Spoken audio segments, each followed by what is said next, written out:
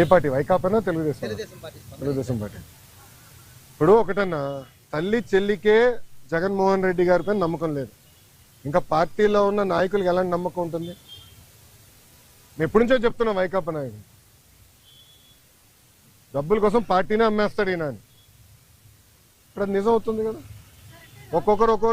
ఒక్కొక్కరు రాజీనామా చేసుకుంటూ వెళ్తున్నారు. దానిక నేను శిక్ష పడదని నేను ఎక్కడ అన్నాను తల్లి?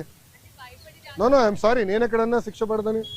ఇప్పుడు లిక్కర్ కానివ్వండి, ఇప్పుడు ఒకటమ్మా, 2019 నుంచి 24 వరకు మేమందరం ప్రజల్లో ఉన్నాం.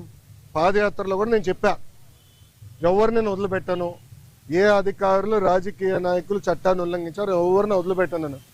ఇప్పుడు దర్యాప్తు జరుగుతుంది, ఇన్వెస్టిగేషన్ జరుగుతుంది, త్వరలోనే అన్ని బయటకు వస్తే నేను భావిస్తున్నాను.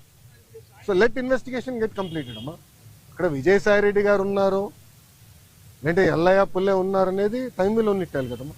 సో ఇన్వెస్టిగేషన్ జరగకుండా నేను ముందరే మాడతాం కూడా కరెక్ట్ కాదు. Let investigation happen. Yes yes మీరు కాకినాడ పోర్ట్ విషయం కూడా మీ అందరు తెలిసిన విషయమే.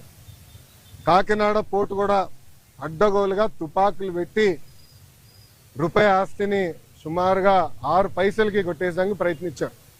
కొట్టేశారు, క్షమించాలి, ప్రయత్నం కాదు, కొట్టేశారు, ట్రాన్స్ఫర్ చేసుకున్నారు. కేసు పడింది, దానిపైన ఈడీ వాళ్ళు కూడా లవ్ లెటర్లు రాశారు విజయసాయి రెడ్డి గారికి, రా బిడ్డ రా అని ఇంటికి. అన్నీ బయటకు వస్తున్నాయి కదా. సిమిలర్ వ్యాషన్ దీనిపైన కూడా కంప్లైంట్లు వస్తాయి, తప్పనిసరిగా యాక్షన్ తీసుకుంటాం.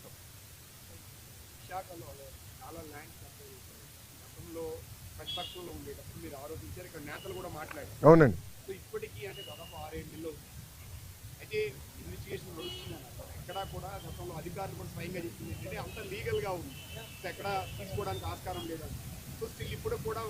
సో ప్లీజ్ బీ పేషెంట్, ఓపిక పట్టండి స్వామి, దర్యాప్తు జరుగుతుంది కదా. అవునండి. ఇప్పుడు మనం కూడా మాట చెప్పా, ప్రభుత్వ పరిస్థితి గురించి కూడా దయచేసి ఒకసారి ఆలోచించండి.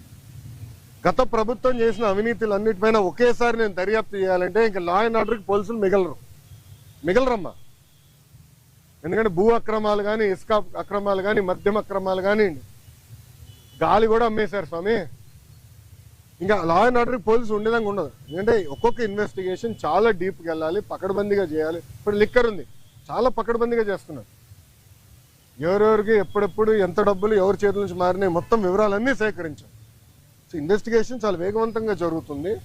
ఒక్కొక్కటి చేయనియండి, అన్నీ ఒకేసారి చేసేది కెపాసిటీ మటుకు ప్రభుత్వానికి ఉండదు. ఎందుకంటే గతంలో అన్ని అక్రమాలు జరిగినాయి. నేను కూడా దీనిపైన చాలా స్పష్టంగా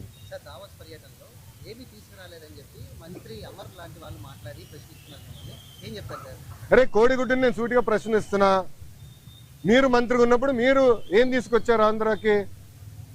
ఏం తీసుకొచ్చారు చెప్పండి. ఇప్పుడు మేము నాకు ఇప్పుడే థ్యాంక్ యూ అన్న, 7 నెలల్లో 6,33,568 కోట్ల రూపాయలు పెట్టుబడులు తీసుకొచ్చాము.